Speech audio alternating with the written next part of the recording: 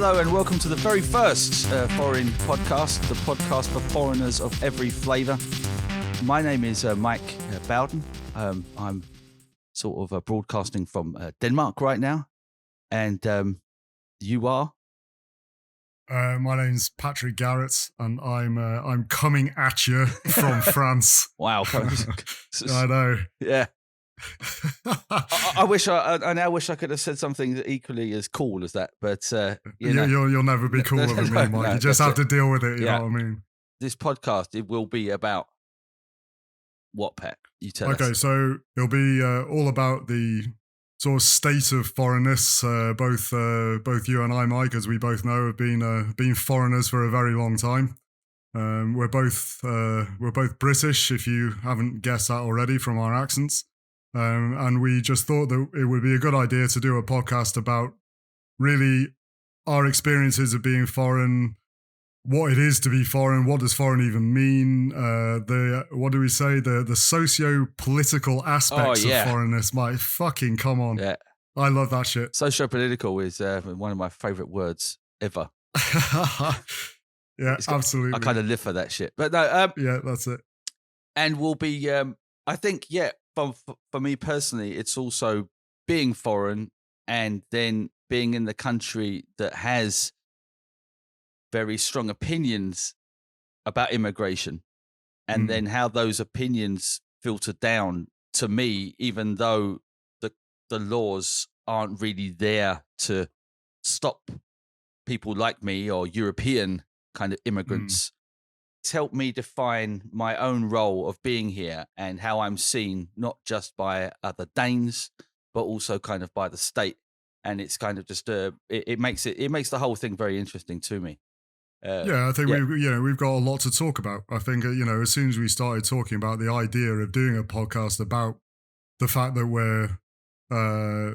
we have a different national status, if you like, it was pretty easy to sort of like come up with ideas. We got our experiences. There's a lot of crossover and a lot of differences as well. So I'm looking forward to embarking on this journey with you, Mike. Oh yeah, that's great. Yeah, it's gonna be amazing. For a bit of order, this podcast will be split up into 3 sections. The first section, which we'll try and do each time, is maybe a news story from either the UK or from France or from Denmark that is about immigration, or at least involves some kind of foreignness or the way it affects us that we find interesting that we'll talk about. And in this episode, we'll then talk about the actual meaning of the word to expatriate, or being an expat, what that actually means. And to finish off, we'll then talk about us and why we emigrated in the first place, how long we've been here. And, because obviously the most important thing about this whole podcast, Pat, is me and you.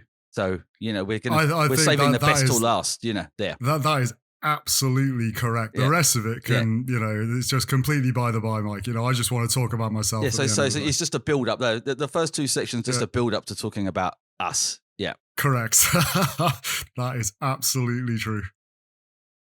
The first news article of this sort of podcast series is from a Danish newspaper called Berlingske, and it's a centre-right. It's a centre-right newspaper.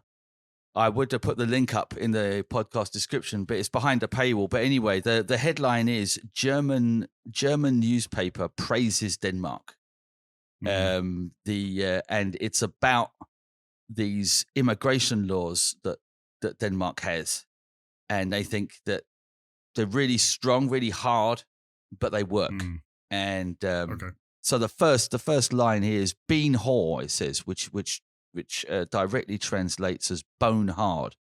But if you actually look it up in the bean hard but successful, so bone hard but successful. Is Denmark's, I like the way that they refer to themselves in the third person, is Denmark's asylum policy sort of the way Germany should go? And but the word bean hård, if you look it up in the Danish dictionary, it's very stressful, either physical, psychological, economical, or in any other way. It can also be translated as very strict and insensitive. I like that one. And the third one is almost impossible to kind of change or influence. So there's still this very kind of almost pride about these new asylum laws to keep keeping people away. And one of the it lists eight different things that the Danes have done, but I'll pick up on one of them, which I think is pretty amazing in a very kind of ironic sense, where you now have these kind of, again, literal translation, a sort of punishment zone, which basically means, Pat, that if you want to punch me in the face, you'd never actually get it in. We know that. I'm too quick, and I'm too quick, and you'll be down before you know it. But if we did this kind of, I don't know, in downtown Montpellier, let's just say the police were there and we'd get a fine or something, be arrested. But if we did that in a kind of an area where there were, the police designate to be a problem area, then our fine would either be increased or a punishment would be increased. So that means a crime in a certain area, the punishment is harder. It's more of a crime. Yeah, it's more of a crime. So, which is the whole kind of idea of being equal in to the law is just now completely, I just think that's pretty amazing. That sorry, just let me get this straight. Is this that basically, if a crime is committed in an area full of foreigners, it's treated more severely than a crime that's committed in an area that isn't full of foreigners? Is that pretty much the upshot? Yeah, I mean, word for word, it says the police now have the opportunity to point out or to create special zones where certain crimes, like violence, threats, extortion, and spray painting and stuff like that. Well, I've forgotten what that's called now. Graffiti, Mike. Yeah, graffiti, but the whole kind of destruction of property type thing. And destruction of property can be punished more severely than other places. Word for word, that's what it says there. So, that's interesting. Yeah, that's pretty much. So if you're a foreigner, then the laws for Danes don't apply to you. And what's sort of also interesting is that, I think that's enough, really. That's and it's about how the Germans are kind of looking to their Nordic kind of brothers, and even though they understand, it's quite a hardcore sort of a set of policies here, but maybe that is what it takes to get. You can't fucking spare the rod, Mike. You know what I mean? Yeah. You got to be tough. It's tough on crime, tough on the causes of crime, Mike. You know what I mean? I think that's it's pretty crazy, isn't it? It's pretty crazy. Yeah, that is pretty crazy. I can't say that I'm massively surprised. However, things tend to be going that way a little bit. It's a bit of a shame, obviously. Obviously being completely subjective, but yeah, that's. I can't say I'm mentally surprised by that coming from speaking from a country that is particularly or can be particularly aggressive towards immigration. That was kind of my news section for today. Has anything been happening in France recently, Pat, that's worth mentioning on a podcast run by English people? Well, King Charles came to France, Mike. I didn't read anything about it because I'm completely. So there was no bunting in Montpellier put out by you. No, there was no bunting. There was no bunting here. There was certainly no bunting in my house. How disrespectful! I know. Basically, if I see anything involving the British royalty, I basically feel like a traitor for reading it. So that's the only thing I can think of right now. But you didn't take the family to Paris to see him, are you? Oh my god! Honestly, my feet are curling, Mike. But was there anyone though who did that? Were there people who turned up to see him? It was in the news. I'm not sure if there were people that turned up to see him. I honestly have literally no idea. I think you mentioned, didn't he hold up a PSG shirt or something? Yeah, he had a PSG shirt with Charles and number 3 on it, which I think probably means he's Charles III, is he? Yeah. Or was it number 3? Yeah. I think so, but your guess is as good as mine, Mike. But just all the Yeah. listeners that we're going to get on the first one, if you know more about Charles's visit, why he was there, and if you actually went to see Charles turn up, then we would love to hear from you. We want to know. We want to know more. We want you on the show. Yeah. I want to know what it was like to be in the presence of God, of the King. Well, in the next section, we're going to be actually looking at the word, because both of us are in language students in some way. We're looking at the word itself, to expatriate or expatriate, and find that actually quite interesting. The idea of the etymology, which means the origin of the word, where it comes from, and so apparently, Pat, the word expatriate comes from the Latin. That's it. And ex means out of, and patria is either native country, but more in tune of the things we like. It actually means the fatherland, Pat. Fatherland. Fatherland. That's the P bit. Yeah. I mean, I've got to be honest. I know we have talked about this before, but I literally never use this word for to describe myself, even though a lot of British people in France do. I mean, you do have the expat community, but But are they called that, or do they refer to themselves as that? No, I think that there are a lot of people that refer to themselves that way. I mean, so like when we first moved to France, we lived in a region called Garratt, which is in the middle of France, which is next to the Dordogne, which is famously full of British people. Right. And Garratt was in the process of filling up with more British people, basically, because the houses were so cheap there. And if any of them ever hear this, I don't want to insult anyone, but expat for me, they would basically refer to themselves as expats, because for me, it really does refer to somebody that's going to retain something of the fatherland, if you like. They're not going to. There was no chance of those people like fully integrating, put it that way. For me, I suppose like full integration, I suppose like really only comes with the language. I mean, this is something, certainly, part of my experience is that you don't really, it's very difficult to sort of become a genuine part of society unless you sort of like speak the language of wherever you are. And it's, there was never any chance of any of those people doing that. It was almost like they had sort of like one foot in France and one foot in Britain. And I find the word like quite problematic, to be honest, because like it tends to, just from my experience, it tends to be used like as a sort of as an alternative to immigrants.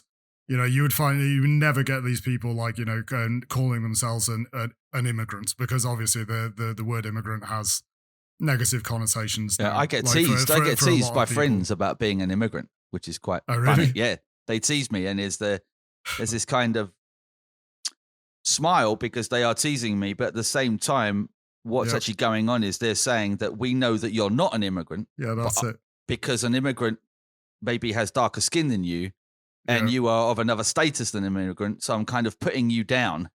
Yeah. But obviously, I'm not calling my friends racist. Some of my best friends aren't racist, but But it's kind of it's something to do with the word, right?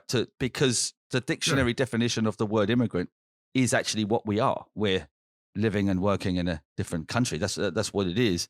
But I'm an immigrant. There's absolutely no doubt about that. That is literally what I am. And like I would always I've had to sort of say to people not very often, to be honest, but like I have had to say to people who've maybe got on a bit of a rant about like, the immigrants, et cetera, and it's just like, well, actually, I am an immigrant, it's just like, maybe because just because I'm white and I speak, a decent level of French doesn't mean that I'm not an immigrant. It's semantics is extremely important because, the words carry with them. Yeah, what you call something is what it becomes. Real meaning. Yeah, exactly. That is exactly what it is, and, to be an immigrant is not the same as being an expat. I don't know. I've met many. I don't know if do you know many British people in Denmark, Mike? No, not right now. I know a couple. There's a guy I work with. He's from England, and I've met a few British people in my local pub at the time when I moved over, but they weren't. I don't know. It sounds really sort of snobbish and aloof, but I mean, if I met these people in London, where I'm also from, which also has a great bearing on lots of different things, being from London and maybe not from England, but we'll get back to that. It's they're not people who I would actually probably become friends with. So there's nothing wrong with them, and I'd chat and say hello, but there wouldn't be people who I'd actually become close friends with. So I think it's more maybe other people that group us together. Oh well, he's English, you're English, therefore have a chat to one another. Therefore we're mates. Of course. And but I think that's really quite natural that we just as human beings, we compartmentalize things, puts it in boxes and make them easier to understand. Yeah. But I think what's more problematic is what you're talking about, and I'll link the article in the description, is it was written a good few years ago, but it's still relevant. And I'm not going to get this pronunciation of the name right, but it's written by Mawuna Remarque Kutonin for The Guardian. And the headline really says it all: is why are white people expats when the rest of us are immigrants? So, but what there's a financial connotation, right? Like it's basically what I mean. But I'll talk about this in future episodes. But like France is the absolute home of like anti-immigration rhetoric. There is a constant discourse about mass immigration. So like we're not talking about mass expatriation or whatever. We're talking about mass immigration. Like immigration comes with a sense of burden, of financial burden. Like when people talk about mass immigration, that in the next breath, normally, or as part absolutely linked with the idea of mass immigration is a burden on, for example, health systems, education systems, etc., etc. And like it's the word immigrants, is directly linked to that. I think in many people, certainly in the media, and therefore I would assume in many people's minds, is that if you're an immigrant, then you're a problem. And this is why I think a lot of people, this is why I find the word expat problematic, because it effectively it proposes this sort of delineation between forms of immigration. That like if you're British, then you're not part of mass immigration, even though there are hundreds of thousands of British people that live in France. And vice versa. There are hundreds of that. I think there are more French people that live in London than live in Lyon. Right. Something like that. You know what I mean? It's just, but of course that's fine because you're we're white not and you from work. North Africa or the Middle East or India or. But do you have a word? Because in Denmark there's a word that the way we or the media or the politicians, because I have to be obviously careful, but the way that immigrants are referred to are like either Western or non-Western. Okay. So Denmark is very kind of careful to split these up into two groups. So I'm a Western immigrant, therefore no problem. A non-Western immigrant, therefore problem. Okay. But I think, without trying to defend anything, or just for the sake of perspective, that there are and there have been problems with people coming from non-European countries and with certain values and traditions and ideas that have created some kind of tension, and I'm not proportioning any blame, but what I'm trying to say is there must be a way of talking about these groups of people without it being hierarchical. Because if you do then talk about immigrants and the cultural problems, I could then say, well, I'm not giving you any problem, but I know who you're talking about. So yeah, I think, it's very difficult, and I think, but in Denmark, even if you've been here for maybe 2 or 3 generations, you're still called a kind of a second generation immigrant. And a same in Britain, isn't it? Third generation immigrant rather than being Danish. I mean, in France, to be honest, the rhetoric is effectively anti-Islamic. It's. I mean, I'll talk about this again, like in future episodes, but it's. It's mainly centered. The sort of anti-immigration rhetoric is almost entirely centered on immigration from North Africa. I live in the south of France. I live in Montpellier, and you know, there are a lot of Maghrebian people that live here. People from Algeria, Morocco, especially, like Tunisia, etc., etc. And the far right is particularly virulent in the south of France, specifically because that's where most people from Right. Yeah. from North Africa live. But again, the rhetoric, right, from people like Marine Le Pen, for example, is almost entirely centered on keeping France non-Islamic, effectively. So it's And for those who don't know, Marine Le Pen, just to is who? Marine Le Pen is she's the daughter of fucking hell, what's his name? I can't honestly. I hate him so much, mate. I can't even remember his name. Mr. Le Pen. Mr. Le Pen. I think he's Jean-Marie Le Pen. Jean-Marie Le Pen. Yeah, that's exactly right. It must be. And she's now the head of it's a party called La Rassemblement National, which means the national get together, basically. Is that what it means? The national Rassemblement means like grouping together. Oh, ensemble. Resemble. Oh, okay, yeah. Resemble. Fucking hell, ensemble. I can't remember. There's another French word. Yeah. Okay, great. Yeah, sort of. But she's the extreme right in the France, national brouhaha. She's the legitimate face of the extreme right in France. And you know, she's like the anti-immigration rhetoric effectively comes through her and another guy in the mainstream called Eric Zemmour. Who's they're the two most popular sort of like anti-immigrants really in French politics. So right, but yeah, but to go back to the word expat, basically, and if you're an expat, you're not a target for these people effectively. Or, no, you might be a lesser target, but nowhere near. You are nowhere near in the. We're at the back of the queue. We're not at the front of the queue. Basically, we're fine. Yeah, once they dealt with them, they'll get to us. But dealing with them is taking longer than they hoped. Yeah, but I think this will be a good point to maybe move on to the next section, which will be, the one we've all been waiting for, which is like hearing about us and our lives and who we are. If we continue then from the previous section about expat and the word, what it means, as it says here, it means sort of to out of your fatherland. And as we've spoken before when we talked to each other, do you feel that you've left something, Pat? No, like I've got to be honest. I mean, I'll tell you briefly my story. It's a really long one. I've been here for a long time. Like I've been in France since 2010. So before that, I was I'd lived in Britain all my life. I could only speak English, and to cut a really long story short, basically, I just launched a business, and we just had 3 children, and we were living in a 2-bedroom flat in Worthing, in the south of England near Brighton.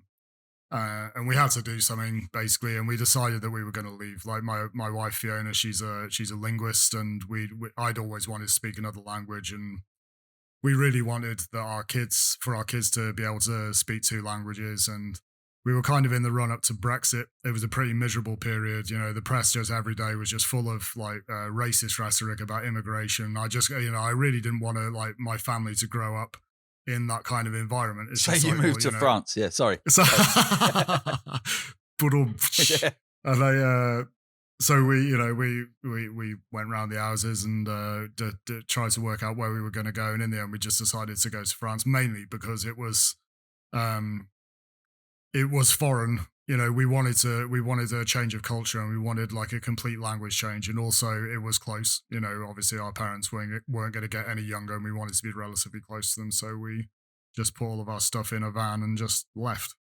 And we went to, like I said, a region in the middle of France called Corrèze, which is next to the Dordogne, and it was kind of like the Dordogne was pretty played out. In terms of people buying houses. So I mean that was the main reason that so many British people went to France. I don't know if you remember shows like No Going Back, etc., etc. It was basically encouraging people to just pick up all their shit and just like leave and go and buy a cheap house in France, because houses in Britain were just becoming so expensive. Yeah, And we rented for years, and yeah, we just never went back. Basically, in the end, we sold our house in Britain, and now we just like our kids are in school here. You know, we've got two boys who they were a year old when we moved.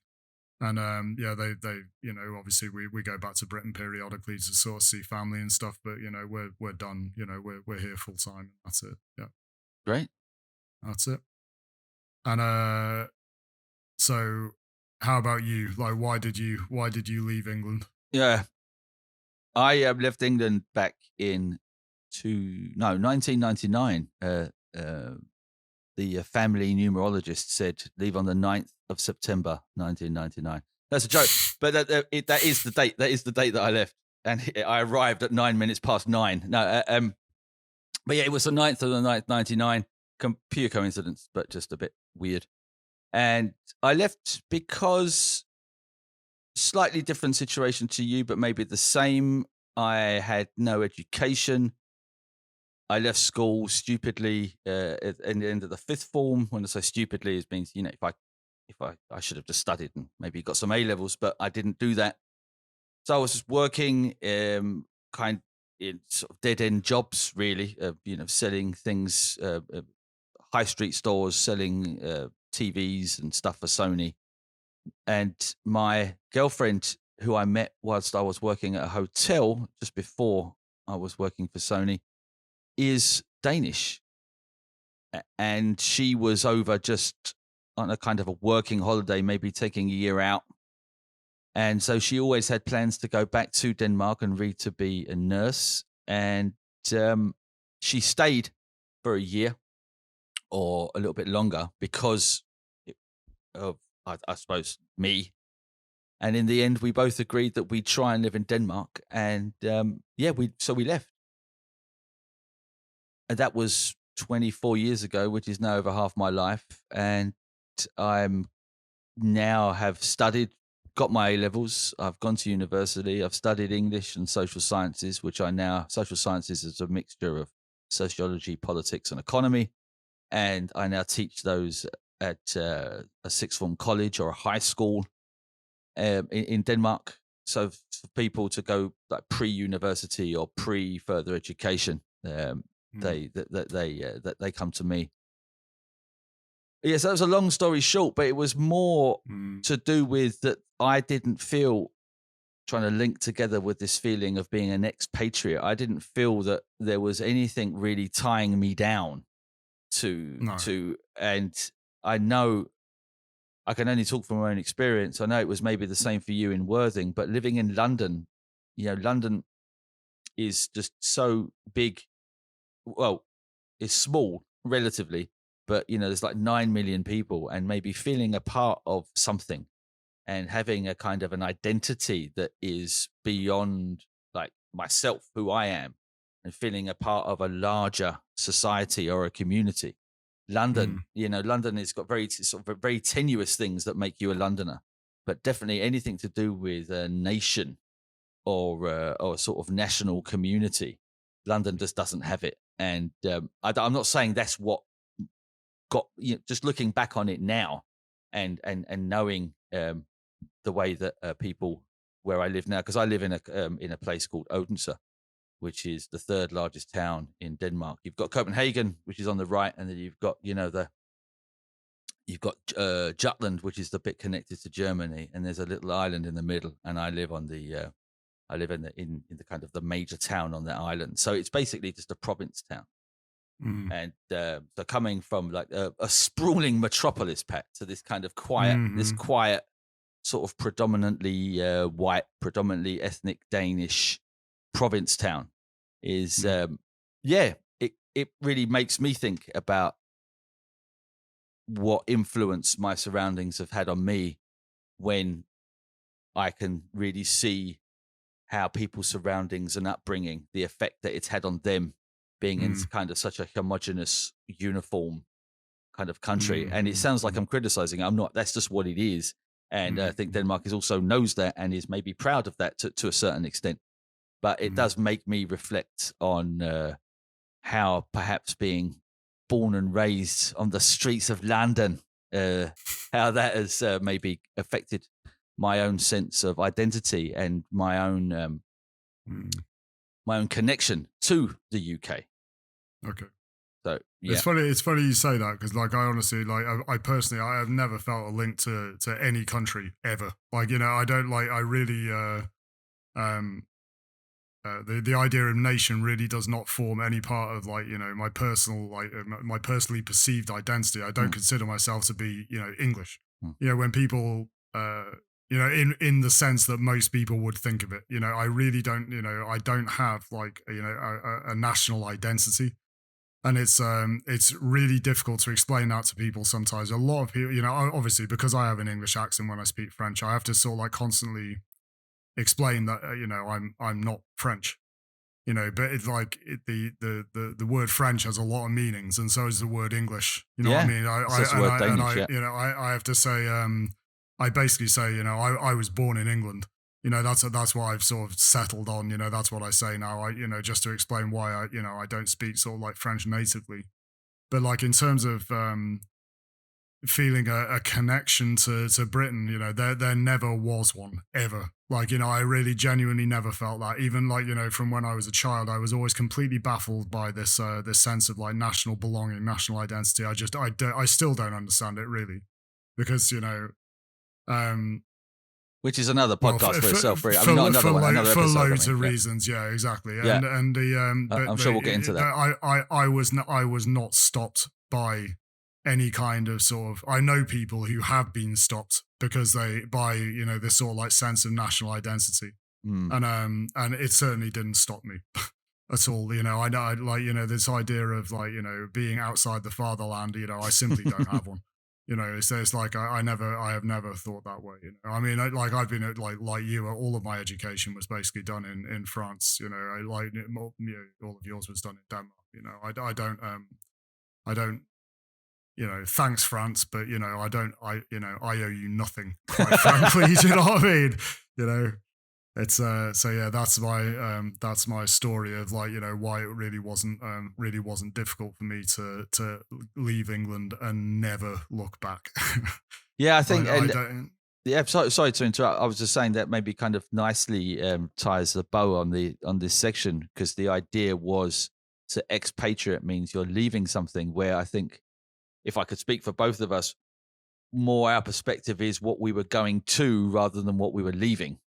Yeah, I think that's what we're leaving behind. So, so the word denotes this kind of leaving this fatherland and going out into the world. But I was definitely it was more where I was going rather than what I was actually leaving behind. Yeah. Yeah, I think the same could be said for us as well, I think. Yeah.